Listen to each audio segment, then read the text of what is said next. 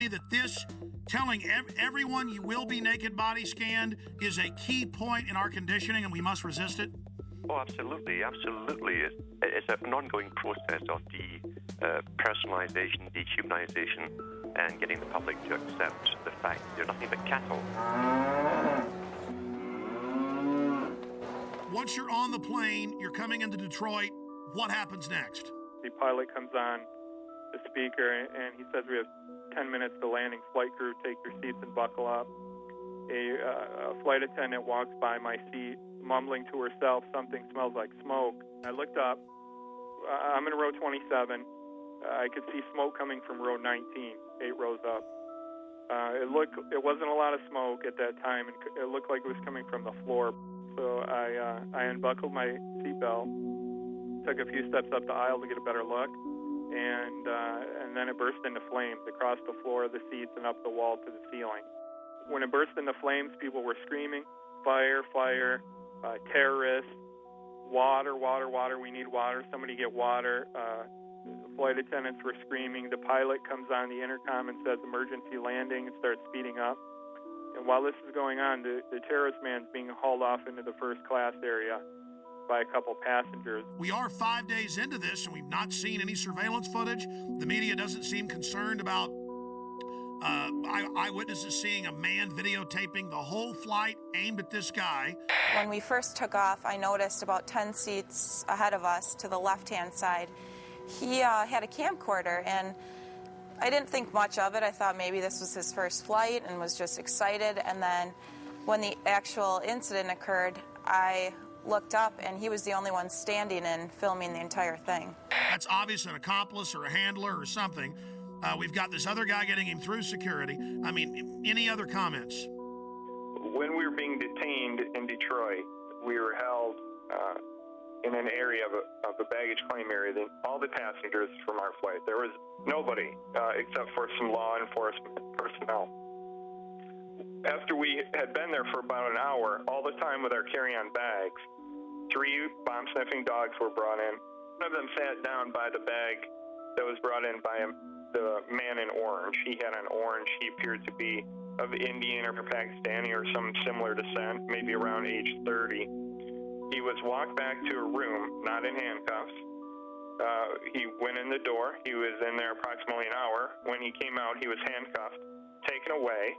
An FBI officer came up to the group of the rest of us passengers and said the following, which is not exact but close. You're being moved to another area. It's not safe here. I'm sure all of you saw what just happened and can figure out why you're being moved.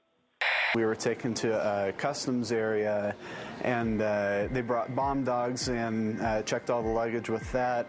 Another person was taken aside and handcuffed and brought out, and we were moved into another room for safety reasons, they told us.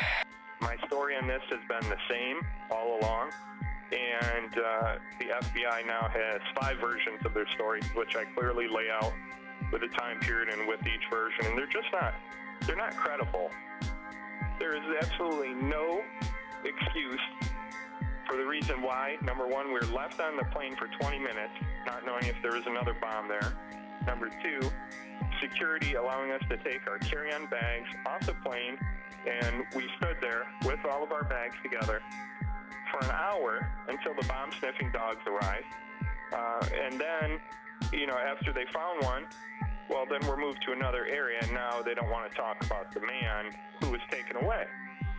You were there. They didn't stop him for immigration violations. The dog went over and sat down in front of his bag, the alert for explosives. Right, exactly. Unless this is a passport-sniffing dog. This is a huge story, one of the biggest out there. The FBI is on this full time. They know what's going on. Why are they being dishonest? And how do we investigate this when the investigators themselves are engaged in clear obstruction of the truth? I don't know how else to take it. It's either utter incompetence or intentionally hiding something, and I don't know how to take it. And still, we're now, 8, 9 days into this, and we still haven't seen the Amsterdam footage. Well, and also, why aren't we seeing the video of when he's going through metal detector, passport check, and boarding? You know, this is a modern airport. You would think they would have video of all this of some sort. They didn't say, oh, we'll look at that. They just said, no, there was no one helping him, which is very suspicious, instead of just putting the footage out. If somebody robs a bank or holds up a gas station, well, there's video footage of the incident on the 11 o'clock news, usually that very night. If I'm not correct, well, show the video. What are you hiding?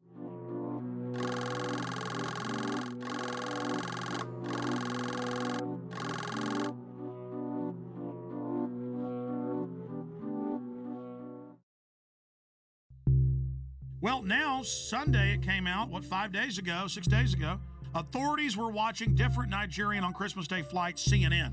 What a way to take a huge issue and just kind of put it out there like it's milquetoast. Okay, there was somebody else. Yeah, they did arrest him, but we're not going to talk about it. Kurt, there's a definite cover-up, and you've been vindicated in triplicate. Not only that, but I don't know if you caught the ABC News article that came out over the weekend. There were a couple sentences snuck in the bottom of this article about female suicide bombers. I don't know if you caught this. No, tell us. I'll read it to you word for word. Federal agents also tell ABC News they're attempting to identify a man who passengers said helped Abdul Muttalab change planes for Detroit when he landed in Amsterdam from Lagos, Nigeria. Authorities had initially discounted the passenger accounts, but the agents say there is a growing belief the man may have played a role to make sure Abdul Muttalab did not get cold feet. Oh my God, you've been vindicated by them on that. But obviously they think the trail's cold now. They have all the surveillance footage. They were involved in a cover-up. Kurt, this is huge. Well, that was my take on it, but unfortunately for ABC News, they buried it in the bottom of a seemingly unrelated article about female suicide bombers heading here from Yemen. Why is this not front page news everywhere, number one? Number two, why are you burying it at the bottom of this article? Number three, why did you initially discount my story to begin with? It's not like I'm not credible here.